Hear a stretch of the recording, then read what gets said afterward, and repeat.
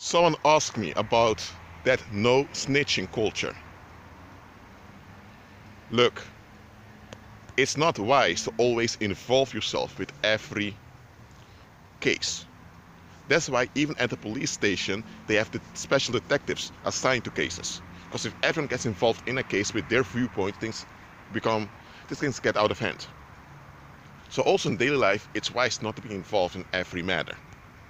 You get what I'm saying here? Hold on. But this no snitching culture, it's collective violence. Let me explain why. Let's say a husband and a wife have an argument and they're screaming and shouting and they all scream and shout in their own home. Well, they said I do to one another, so now they have to do it. You get what I'm saying here? That's different. But let's say now there's a child involved and the wife, instead of facing her own issues, decides to take it out on the kid. The kid resists, as the kid should, and now the father smacks the kid for being disrespectful towards his mother. What's going on there? You have two people who are immature, who are out of their mind, they don't want to face things, and now they're taking it out on a third party. A third party can't defend him or herself.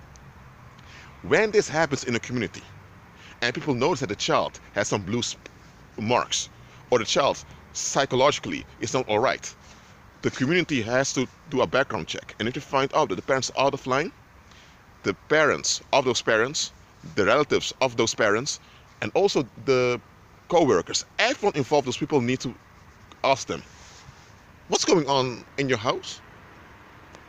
And if the husband asks, what's this none of your business? Then you tell them, it's our business, it's our community, you're part of this community.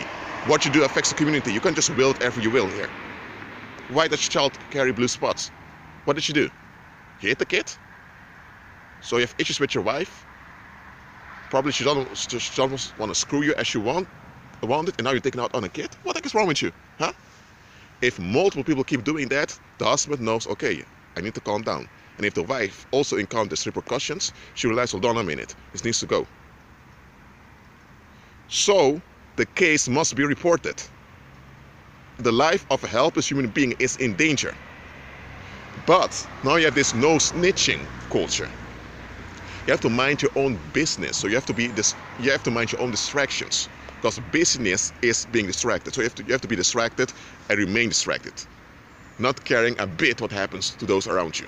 That's what minding your own business means. Become apathetic, don't care a bit about those around you, so that others and you are relieved. That's cowardice. Look, you shouldn't get involved in every matter, but come on. Once the safety of the community is at risk, the case must be reported. Period. Unless the husband and the wife are at a psychiatrist and they're looking for help, okay, then something is being done about it. But as long as nothing is done about it, the case must be reported. And those that enable the danger must be held accountable. They must be exposed, and their daily life must be made as uncomfortable as possible, so that they know, hold on a minute, you can't just will whatever you will here.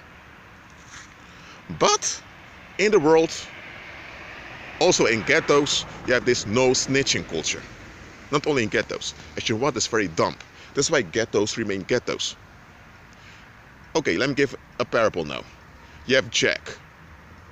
I know I use a lot of European names, but I'm using a European platform here. Well, European is American, but those Americans stand for Europeans, you get what I'm saying. I'm using a Western platform here. Jack lives in a golden cage community. Only rich people live there. People that earn between 200,000 a year and $1 million a year. They're not millionaires. There's only actually 1 millionaire over there. But all those people, they earn good money and they live in a golden cage. Why do they live in a golden cage? Because they know that outside the golden cage, people would rob them. In that golden cage, whenever something happens, it doesn't add up, people talk about it. And there's a secret committee over there of wealthy bankers that run that golden cage community, and every time anyone knows that anyone suspicious, they will report it in private to that secret committee.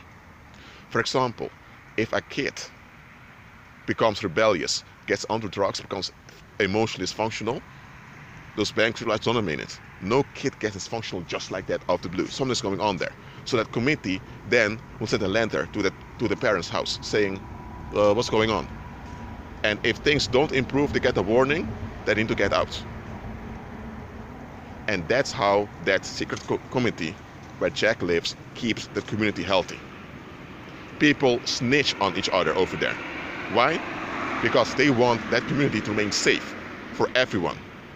They want the community to remain livable. But now you have another place. Jack used to live here before he became successful. And in this place, you have a mind your own business policy. And people tend to retaliate with violence against you when you don't honor this code, mind your own business. Now in this community, there's a lot of child abuse. That keeps going on. You have a lot of people with psychological issues that either commit suicide or they cause public scenes by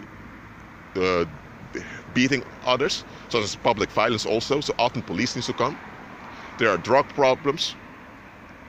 And even the people that go missing. What's going on here? The people in this community have a no snitching policy or a mind your own business policy, and that is what keeps all the danger going. In the Gilded Cage where Jack is living now, I'm still using a parable, in the Gilded Cage where he lives, where if anything happens out of line, that secret committee will come after you. And they won't leave you alone, because they will make clear unto you, this is our community, we're the rulers here, you get out of hand, we come after you. Even if you do things out of hand in your own house, you're still part of this community. And we'll haunt you all the way into your own house if needed. So people in that Gilded community know, okay, we need to be in line. But people in the previous living place of Jack, in that town or that part of town, oh dear. Man, predators get away with everything, with almost everything. Why? People have a mind your own business policy. Now again, I'm not saying that you should intervene all the time, at all costs. No. There are times you just remain silent, you keep walking. Sometimes you need to do that, I understand that. But nevertheless, when there is a pattern of violence or pattern of danger, that means that people are cowards. That means someone is not opening their mouth when they should. Or even if it's better for them not to open their mouth, they still should take one type of action or the other to provoke safety in their community. But people are neglectful over there, which is a crime also. Well, that's what I have to say about this no snitching culture. It's dumb, it's stupid, it's out of line, it's unnatural. You put, if you do this experiment, you put several animals in a herd over here. Well, I don't know the exact names that biologists use, but you have a herd of animals. And let's say one animal enters in there that doesn't belong there. Let's say you have a den of goats, and suddenly a fox enters in. What's going to happen? Those goats will notice, hold on a minute, who's this guy over here?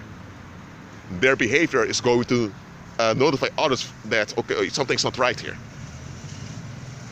So even animals have a better understanding of how to deal with threats than many human beings out there. Mind your own business. No snitching. Allow people to will whatever they will. It's their life. They can will it. They have their reasons. BS. Don't fall for it. Agree with Christ.